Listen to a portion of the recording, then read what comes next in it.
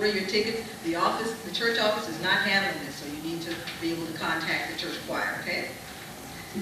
For all Interchild Journey participants, for the January participants, our follow-up meeting will be next Sunday, right here at 2 o'clock. Oh, yes. We began the season for nonviolence. The kickoff was Friday evening, and we participated with First Church at First Church location. There will be various activities acknowledging the season for nonviolence, and also on March 28th, the East Bay Church of Religious Science is hosting Hands Around the Lake. Lake Mary is 3 miles long, so we need your hands. And that will be following our service on March 28th. We'll have Hands Around the Lake to signify our willingness to join together in peace. And now we will hear from, not quite yet.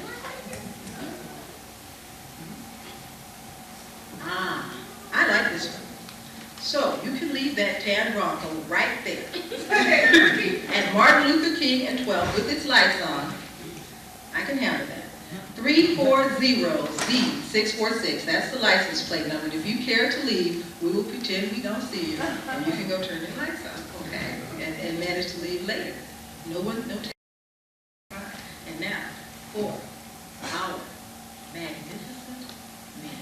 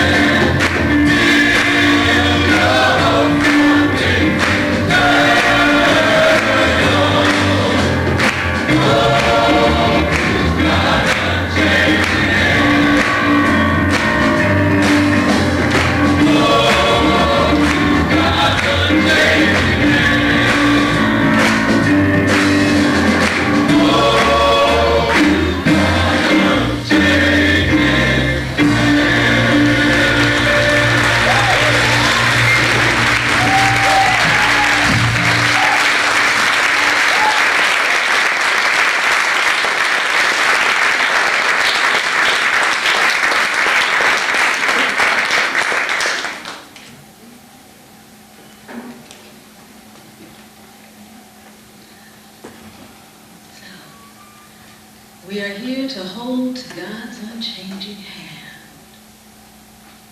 But even more importantly, we are here to recognize that we are being held and have always been held by the unchanging hand of God. God changes not. Please join me in recognizing the power and the presence of God.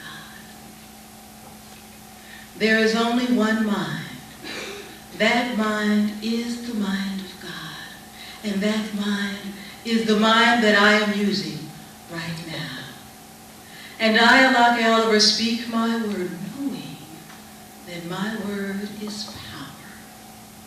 My word is law, and always accomplishes exactly what I declare. And I declare that the service here at the East Bay Church of Religious Science is already complete in the mind of God, and it has been declared good and very good. It is excellent. It is magnificent. It is wondrous. It is joyful. It is healing because it is whole. Everything that God is, we are, and I am. And I declare the truth about this here and now. I give thanks and blessings for the truth being revealed in the service today. And for the blessing of open hearts and willing minds here for God, here to reveal God as only the individual can reveal God. And the consciousness here at the East Bay Church of Religious Science is a consciousness of willing souls here for God. A consciousness of being here to be changed at depth. We are here for spiritual transformation, and that has already taken place. And I give thanks and rejoice in this knowingness, the truth about this day. And so it is. So it is. Please join me in reading our Declaration of Principles, which can be found on the back of your program. Be very kind.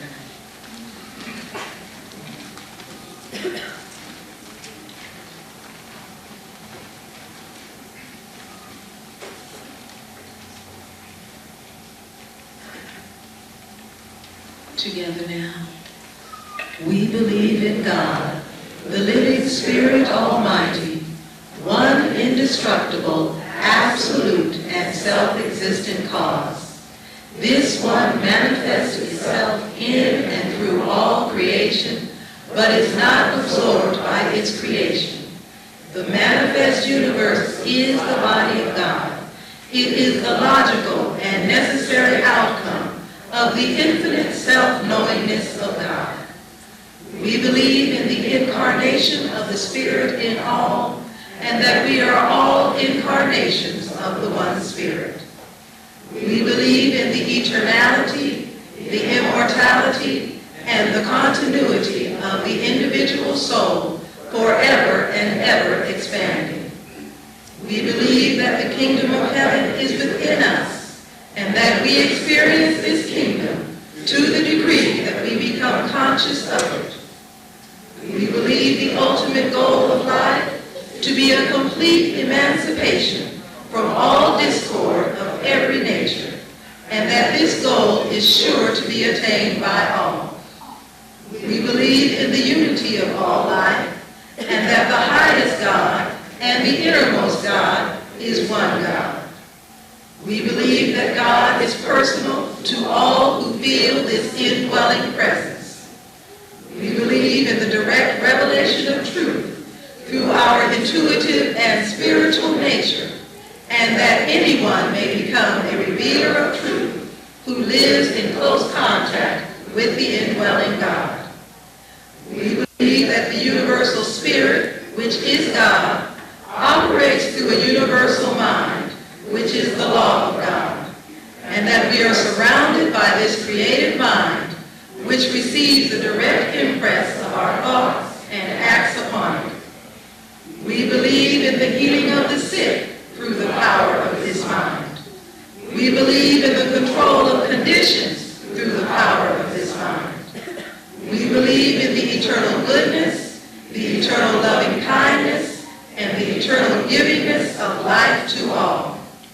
We believe in our own soul, our own spirit, and our own destiny, for we understand that the life we live is God, and so it is.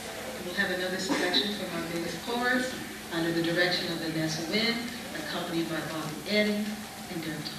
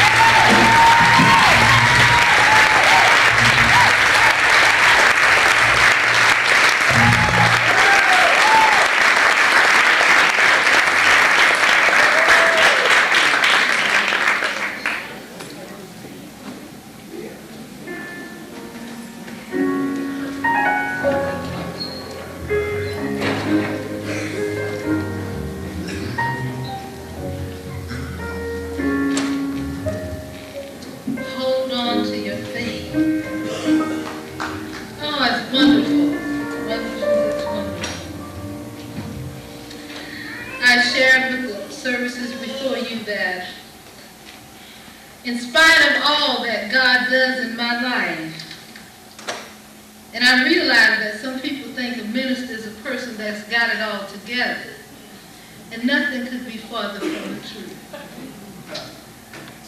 A minister, Michael said, is a person who chooses to grow in the public eye and chooses to tell you at the same time I get the message I just promised to tell you about it. That's all.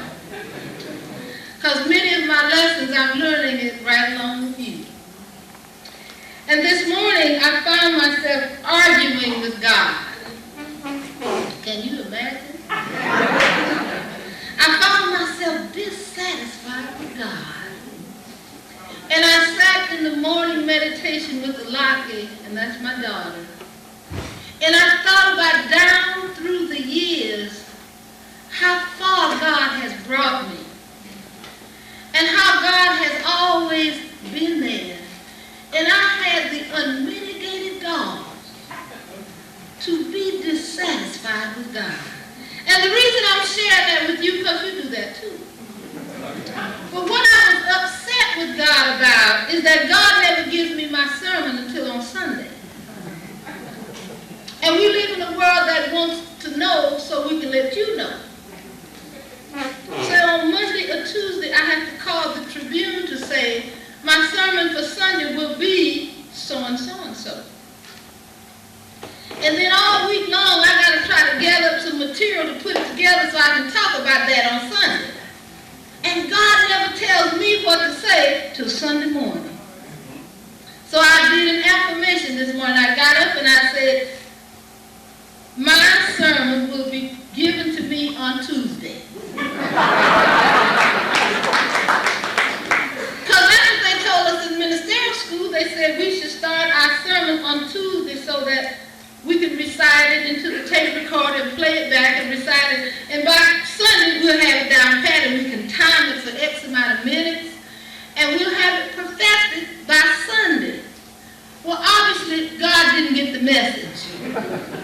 Because that's not how God works with me. When I get up on Sunday, regardless of what I've written all week long or what I've read all week long, sometimes something totally different starts just coming through my mind. So I admonished God and I told God to talk to me on Tuesday. And I got in here and Alaki was doing the meditation and the men were singing and the church was full and it was like God said to me, how dare you? Now I know that was my own guilt, my own feeling. That how can I question God? When God has led me over the valley, through the hill, through the shadows of death, and has always been that everything God has ever said to me has been so accurate. I spoke to a young lady one day, and she said, you know, when I first came to this church, she said, the first day I was here, I was in the visitors line. And you stood in front of me and you told me about some difficulty that I was having trying to raise my son by myself. And she said, I thought that my best friend had told you that I was coming that day and had told you all about my business. It's just that accurate. And yet, I still question. God, are you sure? And so we do that. So I want you to sing with me. I woke up this morning with my mind stayed on spirit. I woke up this morning with my mind stayed on spirit. Yes, I woke up this morning with my mind stayed on spirit. I woke up this morning with my mind stayed on spirit.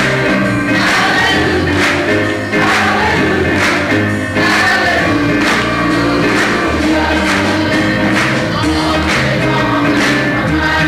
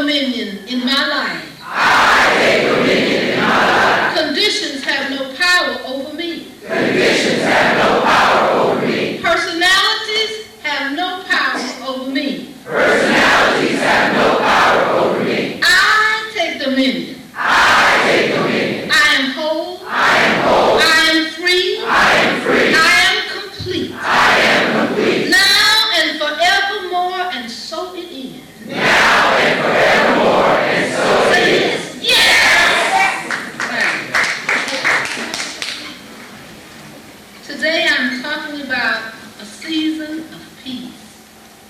A season of peace. We are honoring, for whatever reason, the death of Mahatma Gandhi, which was Friday night, January 30th, and the death of Martin Luther King, which we celebrate on April the 4th. There's 64 days between that time.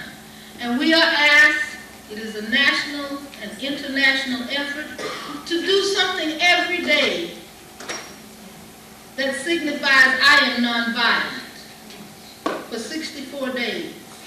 And we were talking about that last Friday night. Matthew Fox spoke and he said, it's interesting that Jesus, Gandhi, and Martin Luther King all taught nonviolence. And they all died violent deaths.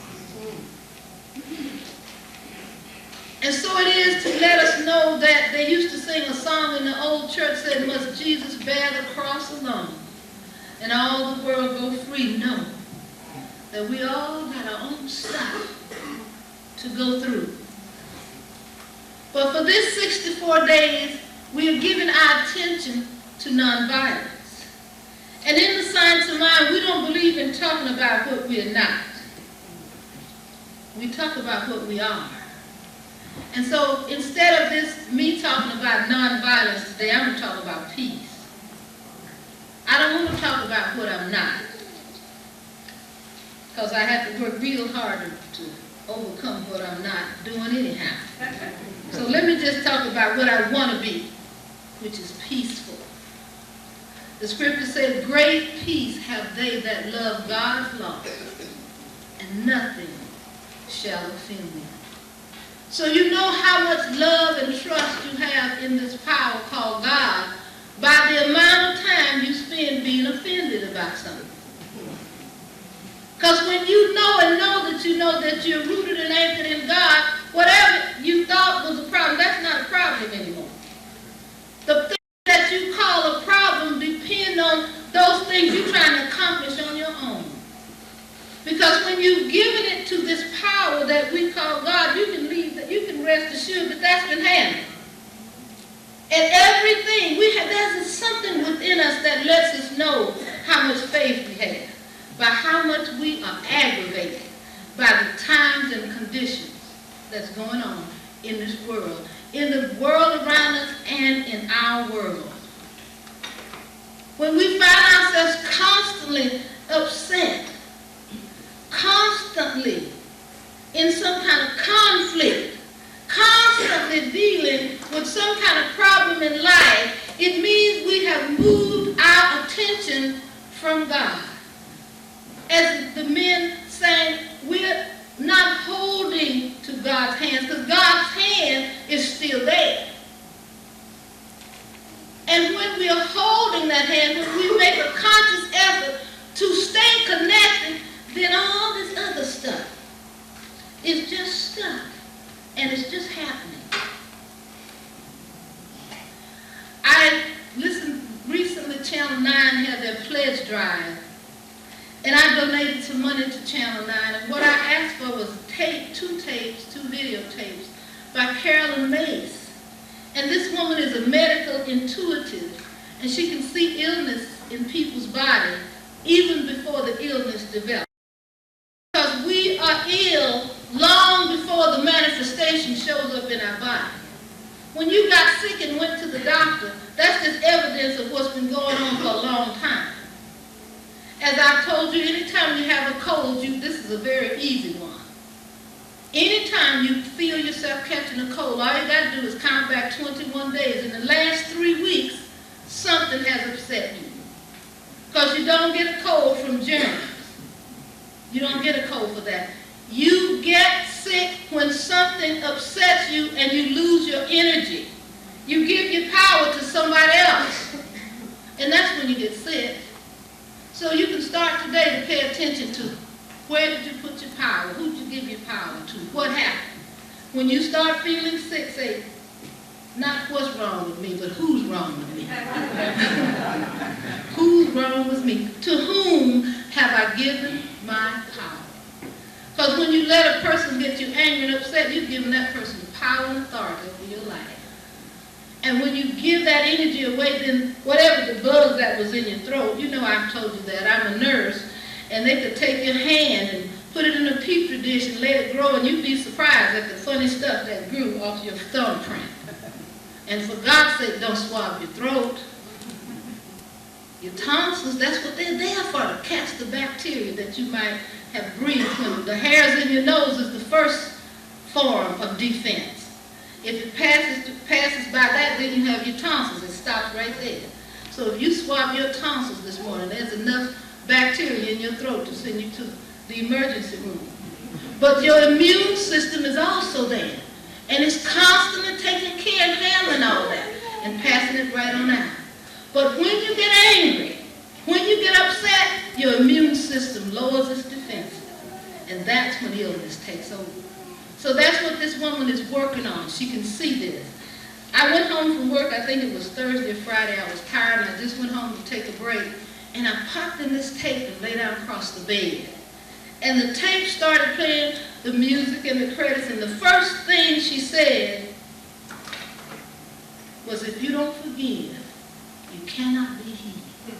And I found myself just boo-hoo crying. Didn't even know what I was crying about, but that's all the woman said. If you don't forgive, you can't be healed. And I didn't even know whom I needed to forgive or what I needed to forgive. It just hit me right here. And all of a sudden I realized that I have some work to do in that area. I imagine you do too. Because we live in a world where it's not appropriate, we think, to really express how we feel. And in order to get along, we stuff a whole lot of stuff. And some of us have been stuffing it for a long time. We've stuffed it down so deep that it isn't even in our conscious memory anymore. But it's being played out in our lives as difficulty in relationships, difficulty in finance, difficulties in health, and it's all about our own inability to forgive. So forgiveness and peace of mind go hand in hand. Forgiveness and peace of mind go hand in hand. As a minister, I know a lot about people's lives, and I'm never at liberty to discuss that. And I had a discussion with a person recently that was saying that somebody wasn't treating her right. And the person wasn't behaving like they ought to. And so she went on, and I said, let me tell you something. The person you're talking about has a brain tumor. And it's a slow-growing tumor. And the doctors don't want to operate, they just want to watch it. But it affects that person's behavior sometimes. So she said, oh, well, somebody should have told me that. And I didn't say anything to her or criticize her, but we don't need to be told everything. We don't have to know everything. We just need to know one thing, and that's God. Because if I know God and I know that this power, this intelligence that created me out of itself is always taking care of me, and the same thing is true of you, then when you are misbehaving and acting unseemingly, if I don't feel the love of God coming from you, then I know something is wrong with you. If all I send out every day is love, if all I have ever given you is love, and I'm getting something back that's not expressing love, then I don't need a doctor's diagnosis to know something is wrong with you. But that's not how we live our lives. We personalize other people's problems.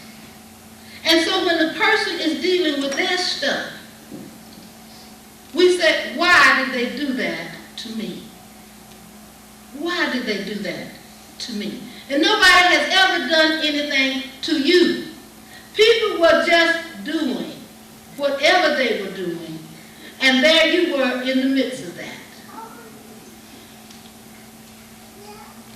There you were in the midst of that. And one of the most difficult things that I find people are unable to let go of is when people owe them money. Because that's what this was about. Somebody owed somebody money. Say, yeah, but she won't pay me. And I know she had the money because I saw her in a new outfit since she borrowed the money from me. Now, how many are guilty of that? It's all right if I owe you and I look bad. And I look downtrodden. You look over and I'm looking ragged and scraggly. Well, they don't have the money yet. But if I ever put on something decent and you see me say, she had no business to buy that dress. She should have paid me. She might not have had all of my money, but whatever she spent on that outfit belonged to me. And so we're in contention. We can't enjoy life because this person seems to be prospering and they owe us. Minister Carter Madera said a woman came and asked him to treat for somebody that owed her money. And he said, well, if I treat for you to win the lottery, is that okay? Do I still have to treat for her? He said, I don't care how much money I have. I want her to pay me my money. And so we go on this me and mine. And God is blessing us from all directions. All around us, we see the power and the glory of God operating in our lives, and we're focusing on who owes us money. And guess what? I believe the money that I have is not mine anyway. Whatever I possess came from God, and it belongs to God. And God has just allowed me stewardship, as they used to call it, over that portion of God's wealth. And if God has decided because of my consciousness that God can entrust me with this amount of wealth, if somebody takes part of it away, there's a source that's steady refilling the bottle. And it can never go dry because it's based on my consciousness. So I don't have to wonder and worry about what somebody took from me, because that's impossible. That's impossible. If I don't have ownership, my house, my child, God, you know, I said that so much to one time. William said, well, I thought you told me I was the daddy of these children. And I said, what are you talking about? And he said, I never hear you say our children. That anytime you describe anybody, you said my child. I said, well, what good am I around here? And so this is what we do, mothers, parents, that my child is the cause of your worry, is the cause of your stress. Because if you could ever get that it ain't your child, that is God's child. And you just surrendered your body as a vessel for which God to be born through. That's all you did. If you could ever get that, whether you see the child or not, you'd be at peace because you said, Lord, have mercy, God is out there taking care of his child. And when God gets ready, God will send him home or her home. And I don't have to stay up and watch the clock because God is always with God's child. It's because we thought it was our child that keeps us up at night when we don't see it. It's because we thought it was our child we watch the report card and the grades. It's because it's my child. And I want to be sure that they're going to make it in the world that I can rest and do my work. But if I could ever get that it's God's child, then no matter what's happening, that's God's child. You know, that's not my business. Somebody wrote a booklet in the Unity Church called Loose the Man and Let Him Go. And in this booklet, it said, parents hold their children in negative circumstances by worrying about them. because it is as much God in a person when they're going up, when they seem to be going up, as it is when they seem to be going down. And we delay the salvation of that child every time we save them. That every time they start to fall, and we don't let them hit the ground, we delay their salvation because they got to hit the ground before they can come up again. But we don't trust the process, and so we stand there and interfere because we don't want anything to happen to my child. And it is that possessiveness that causes our pain. Somebody said pain is what we feel when we hold on to what is not ours in the first place. Pain is what we feel when we don't deal with life the way it is, and we try to make it the way we want it to be. Now, this church has prospered. They sell tapes, the tapes that are of my sermons all over the place. They mail them all over the world. But guess what? I don't listen to my tapes because they don't sound like I want them to sound. People are being saved, people are being healed, but I want to sound another way. So this is just my stuff. And God has nothing to do with that. And the church keeps prospering. The tape ministry keeps selling tapes. And I'm steady trying to take voice lessons to change the sound of my voice. And I'm thankful that God does not take orders from me. But this is what we do. We have this idea of how something should be. I was sharing with them this morning of how God does. I do have this clairvoyance of whatever it is. And it's not a good thing either sometimes because you can't always say what you know. But I remember that there's been people who come through this church who came with a financial situation. And I've treated for them and they got stuff straightened out and they left. So another person had come to me for this kind of treatment. And this person had all kinds of skills, all kinds of business skills, just knew how to run things. And so as I talked to this person, I felt like, God, this would be a wonderful person to be in the church and do this or that. And the minute I had that thought, Spirit also spoke to me and said, they're not going to stay. They came because somebody told them to go here and get healed. When they get what they came for, they're going to leave. I turned to the person and said, now as soon as you get this problem solved, I don't want you to leave. I want you to stay and help with the church. You're not leaving, are you? They said, no. Absolutely, I'll be there. The church means this to me. You mean that to me. I will be there. Well, guess what? As soon as that person's life got in the position, they left. And I started feeling the somebody done me wrong thing. And all of a sudden I realized that Spirit told you in the beginning, and how crazy it was for me to turn and ask somebody a question about the answer that I already had received. And I realized that as people, we do that all the time. And I realized that as lovers, when we turn to that loved one and try to get a promise out of them that they are not going to leave, it's because Spirit already told us they was on their way. Something has already given you the answer, and you turn to that person and try to get something different. And the person honestly feels when they make that commitment, they feel like, yeah, no, I'm never going anywhere, I'm going to be right here. And then you start to invest yourself. Hallelujah.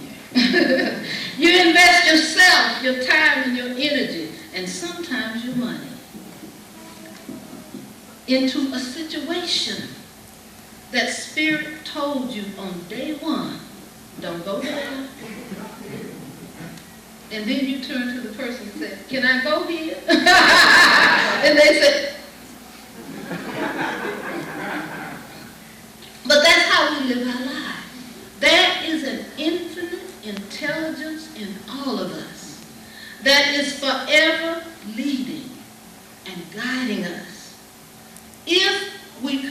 surrender to that power. Carolyn Miss tells a story about a man in one of her classes and how he became wealthy.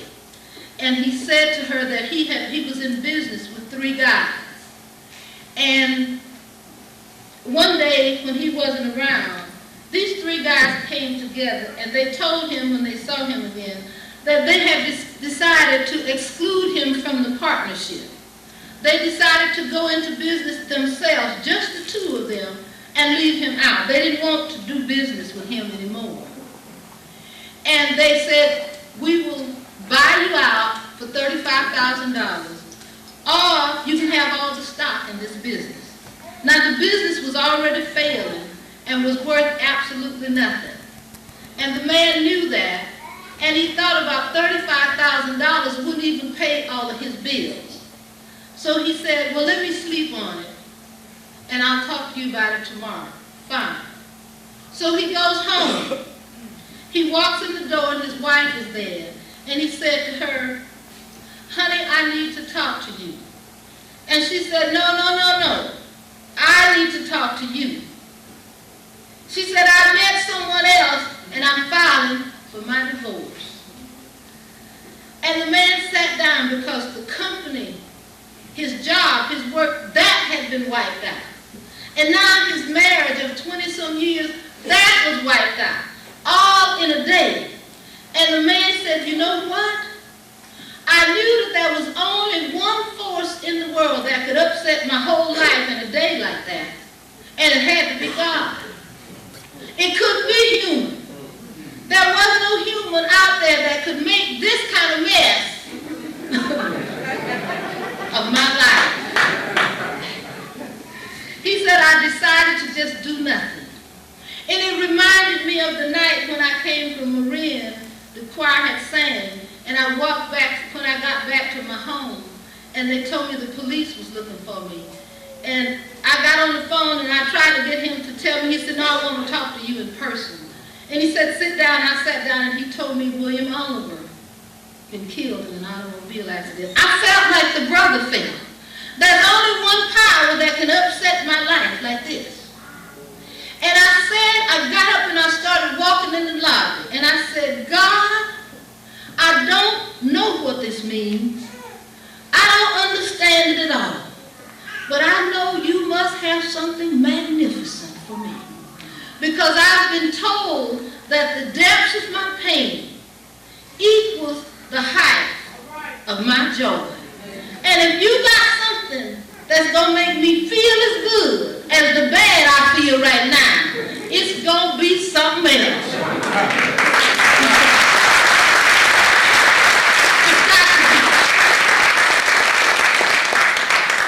I've been taught and I believe that when one door closes, there's always another door. I base my life on the fact that there's another door. There got to be a door. There must be a door. I know there's another door. Now I thought about when I leave Los Angeles, when the plane about the time it gets to the height it's going to go, it starts to descend because the distance is so short. But when a plane takes off, it's going up. And it steady goes up beyond everything. And so I know that right now in my life, things are going up. They ain't stopped going up yet, and they're going up for a long time. Because I hurt so bad at that time.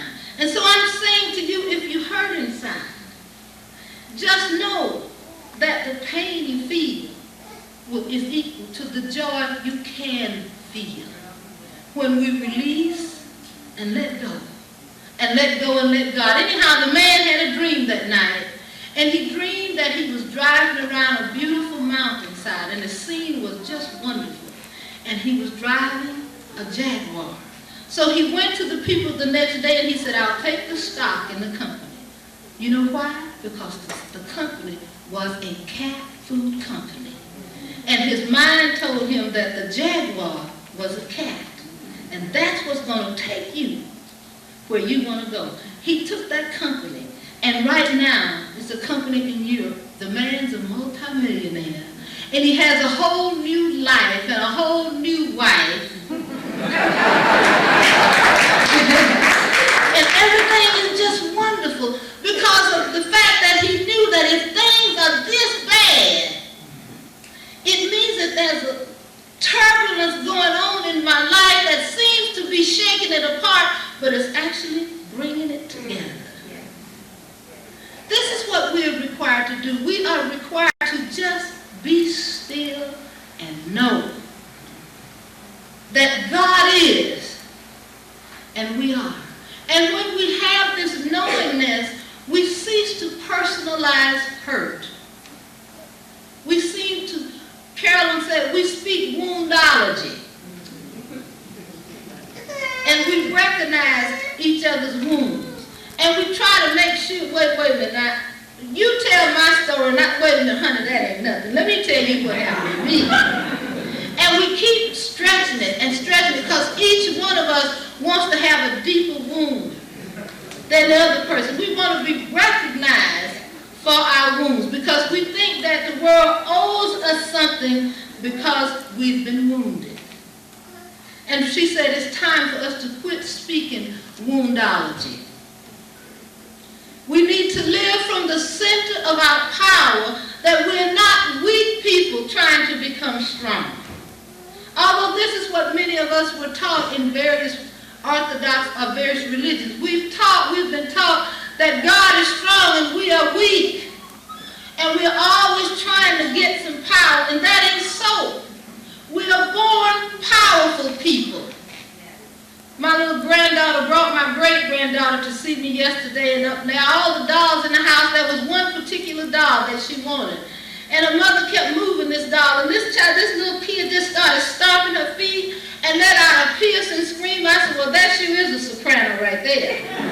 But with all the power that she could manifest, she just screamed. And she's not screaming from a position of weakness. She's screaming from a position of power that says, I want that. And if you can speak to the universe with the same force that that baby did, everything stands up and pays attention to you.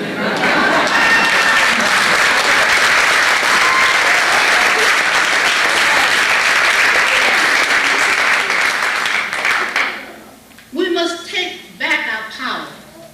When you're angry with someone, when you're constantly unhappy, you're giving your power and attention to another place. And before you can be healed, you have to bring back your energy. And that's what sickness is. It's a loss of energy from the body. There are people who can do readings from the body, who can know where something is wrong in the body just by passing their hand over your body, because they know they don't feel any energy coming from certain places. So it's mandatory that we learn to forgive and live at peace.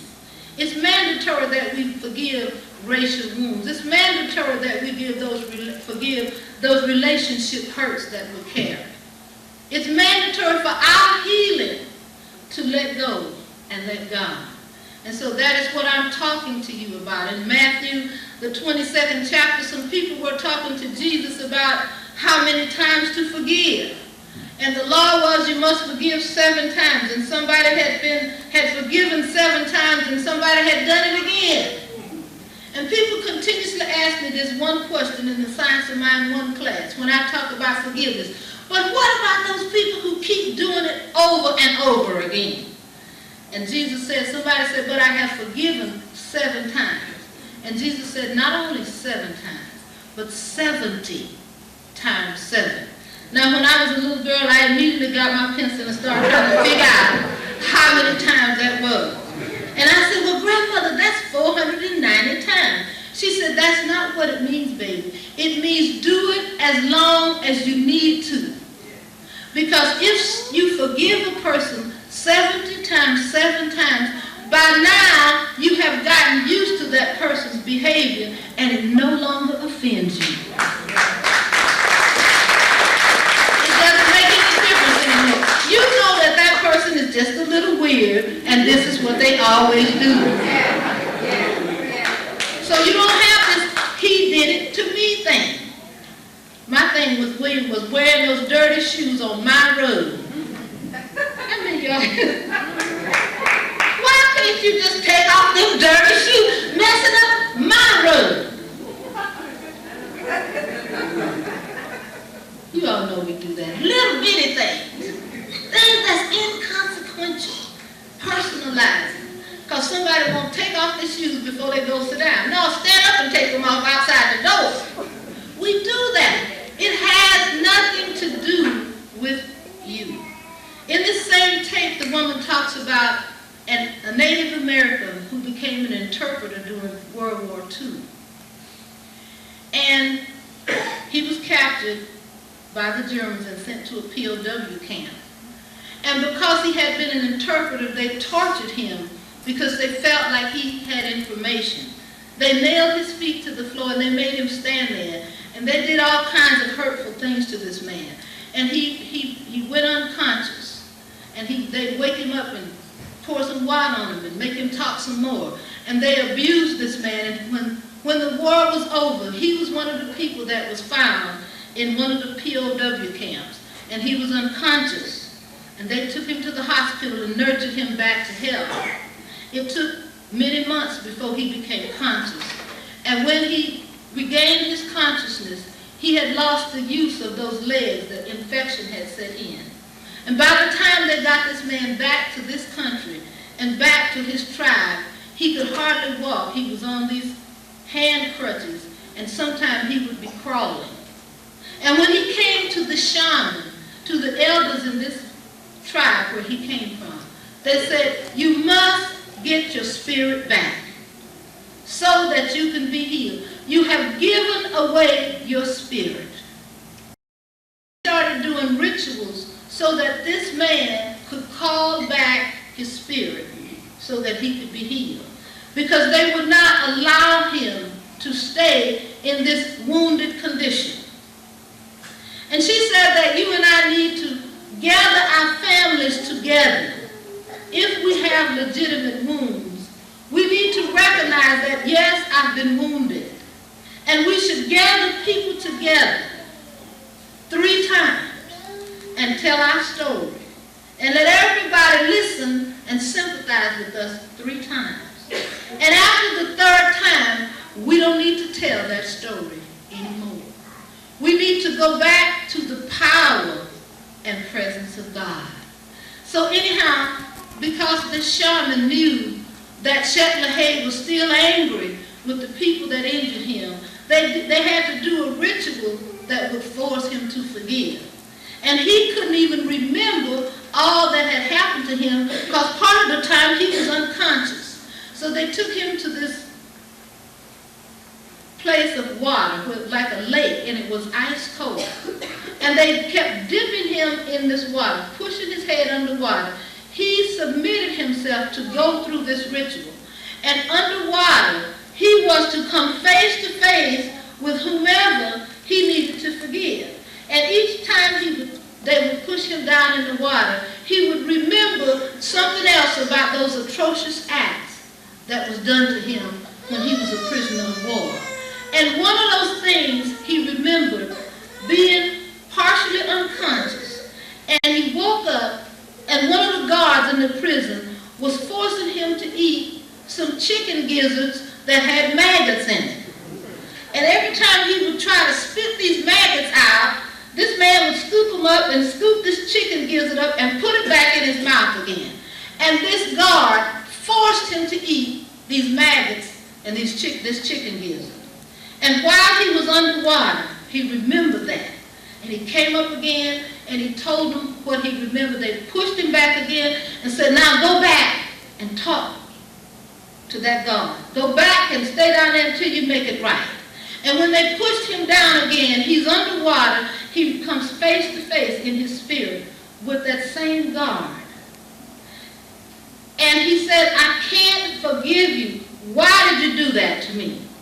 And the guard said, I didn't want you to die. And that's all the food I could find. The guard knew that the maggots was high in protein. And regardless of what we thought about it or he thought about it, It was the larva of something living, and it would keep him alive. So the story, as you know, he forgave the guard. He came up, he was healed, and he was able to walk again. There's some stuff that happened in your life that feels like you had to swallow maggots. Hallelujah. You know it's the truth. But if you go down in spirit and come face to face with that incident, the person might say, I didn't mean to hurt you. But that's all I knew to do at that time. That I gave you hurt and pain. But that's all I had inside of me. We got to forgive these wounds so that we can call back our energy and be healed. Somebody said we only have two things that we need to do in this life. We got one debt to pay and one thing to do. What must we pay? Attention. Pay attention to the pain and the hurt you feel. Because there's a lesson, there's power right there.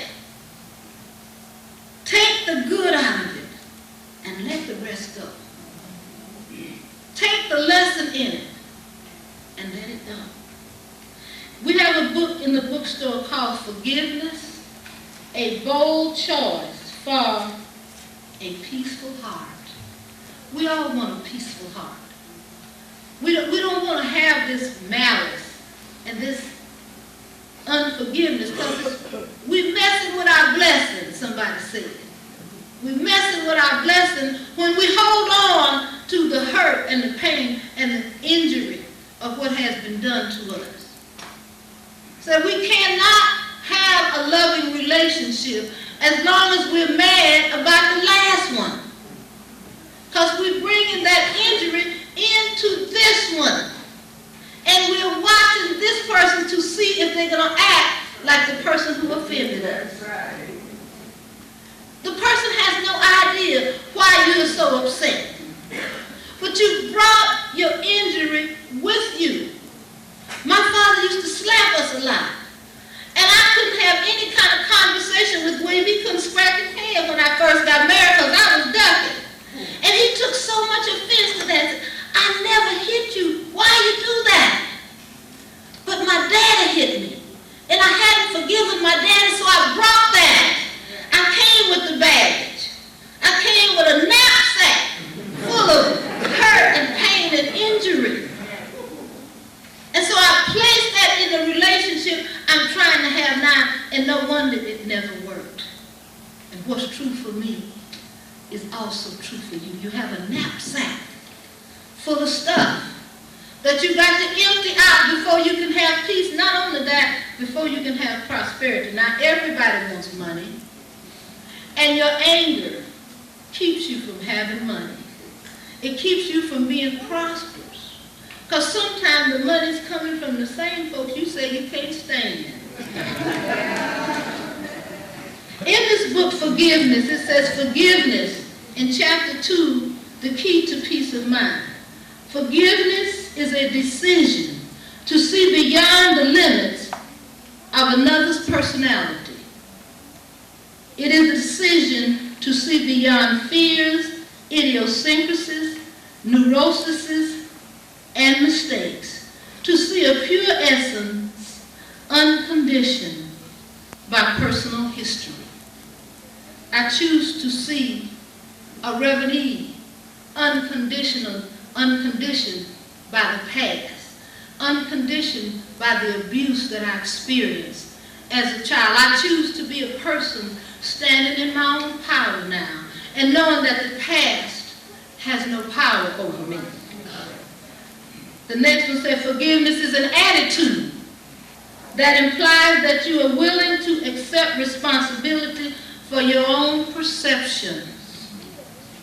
For your own perceptions. Realizing that your perceptions are a choice and not an objective fact.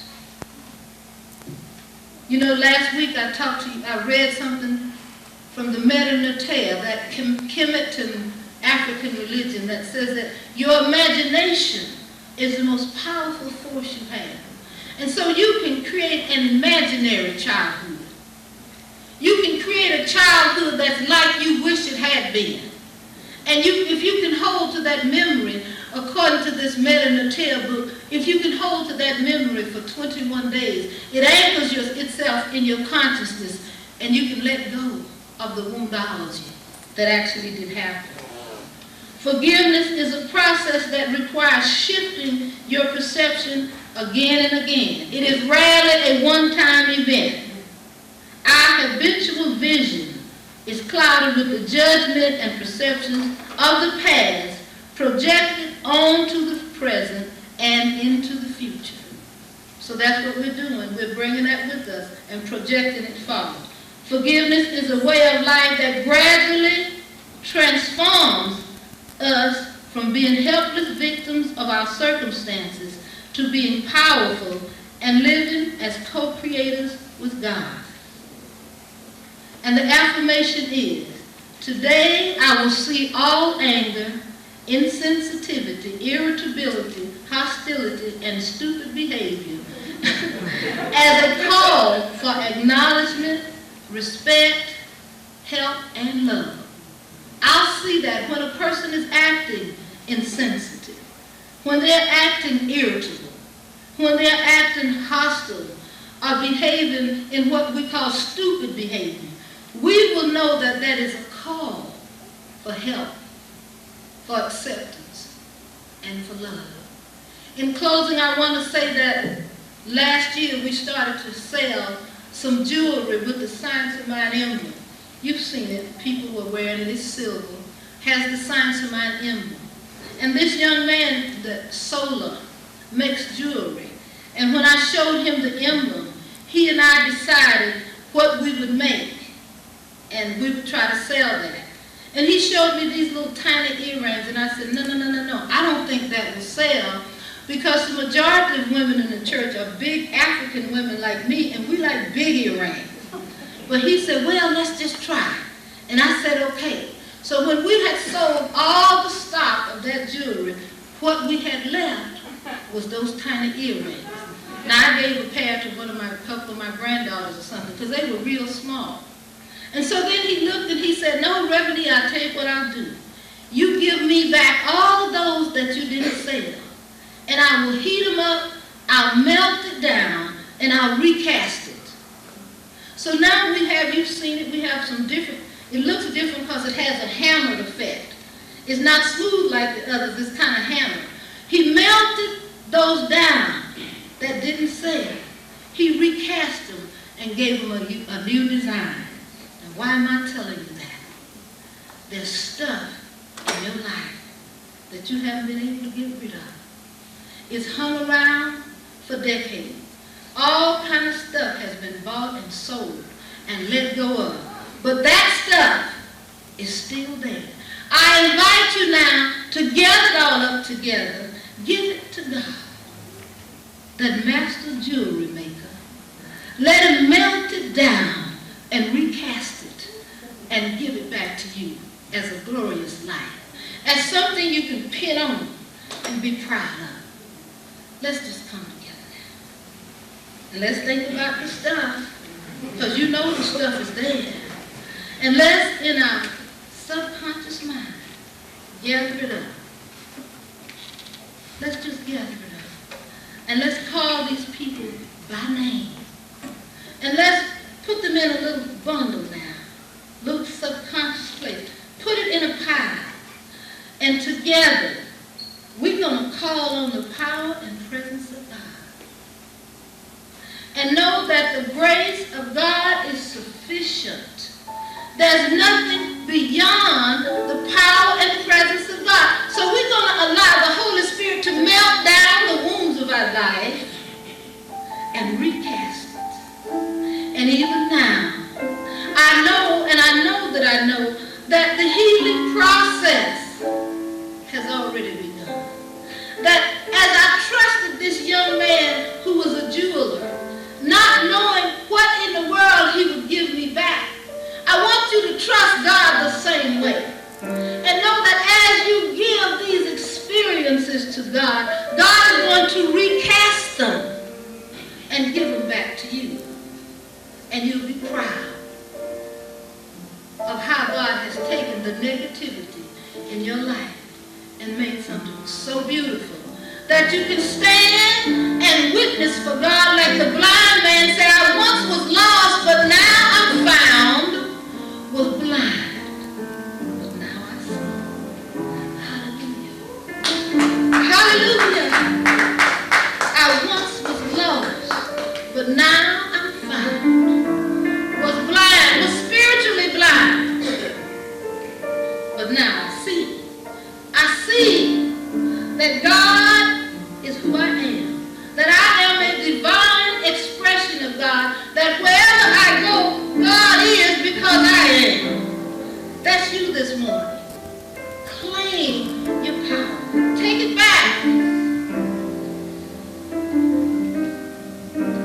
We were born powerful people. We're not weak trying to be strong. We're strong looking for leaks where we've let the energy go. I speak my word now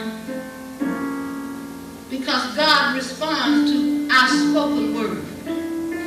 This power and this presence is waiting on us to name it and claim it. And so I'm claiming for you victory this morning.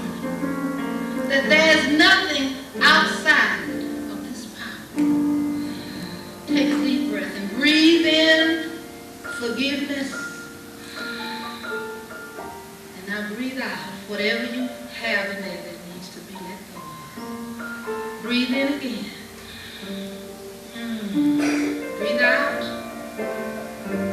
Third time, let's breathe in again. Now let go and let God. And now, in this quiet place, in this quiet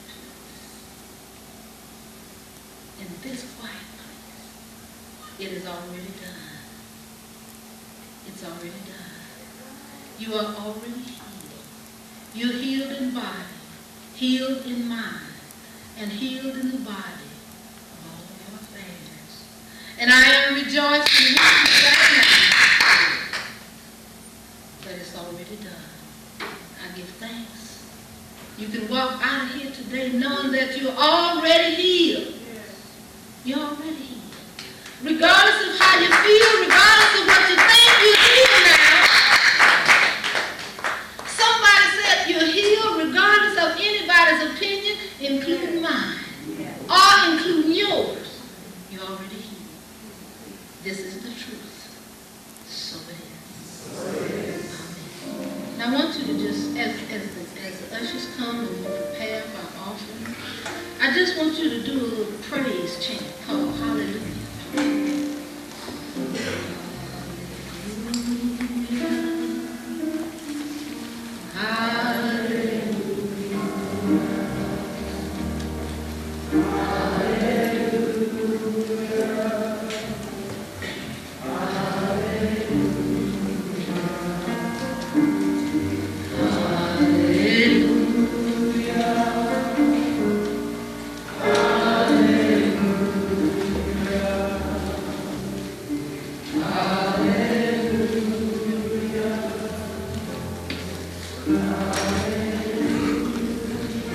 Let's read our offertory statement together. It's on the front side of your program.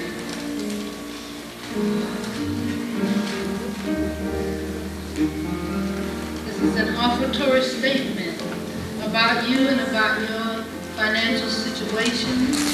Let's read it together. As I tithe, I demonstrate abundance to the glory of God. It is expressed as giving. I dare to give freely, knowing that I cannot be done. My business is God's business, and God's business is yours.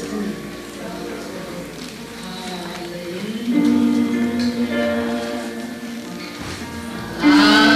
Hallelujah.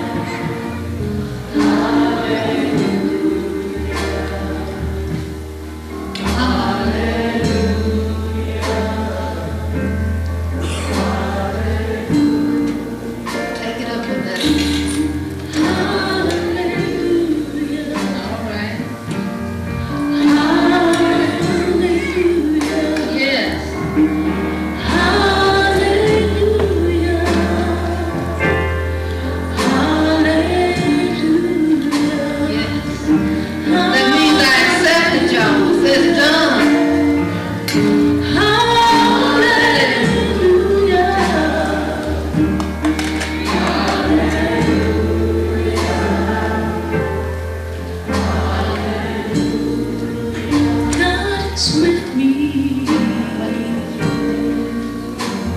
God is with me.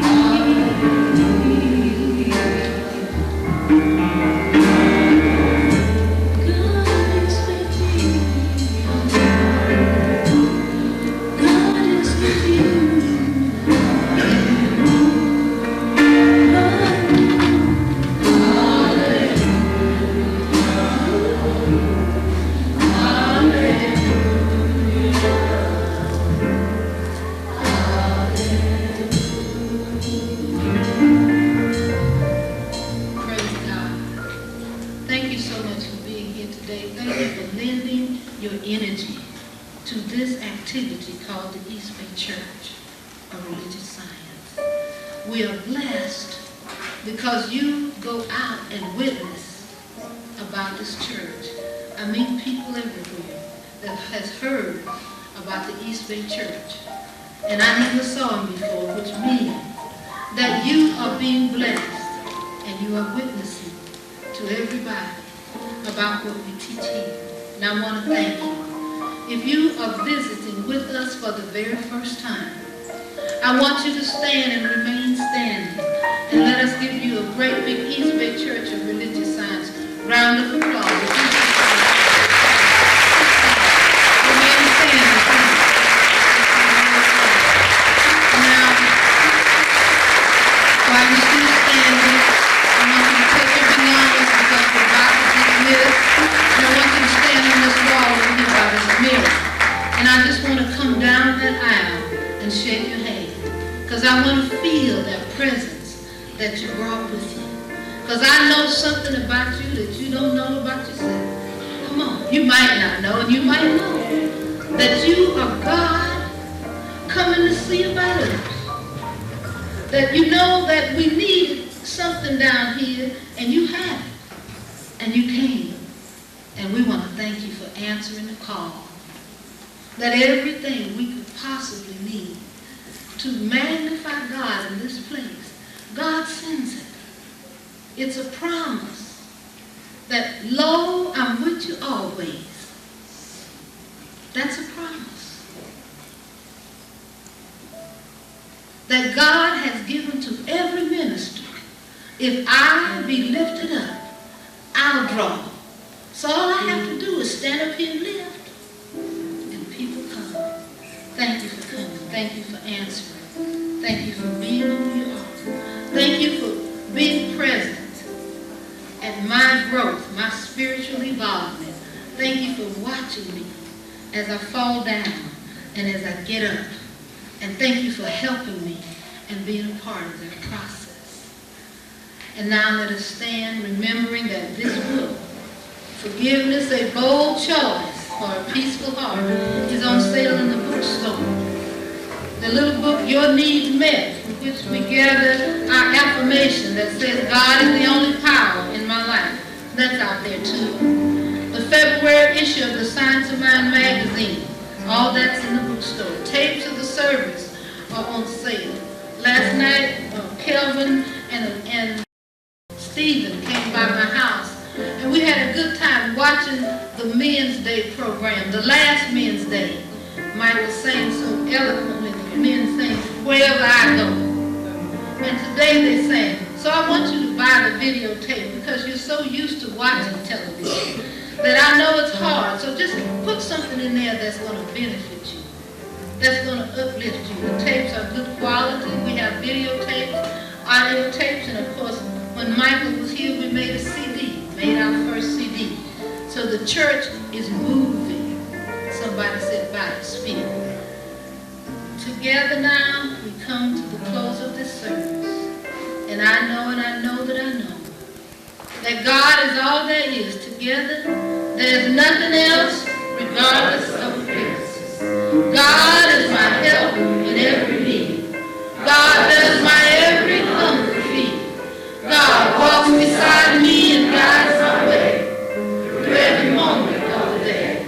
I now am wise, I now am true, patient, kind, and loving too. All things I am can do and be through Christ the truth that is in me. God is my help.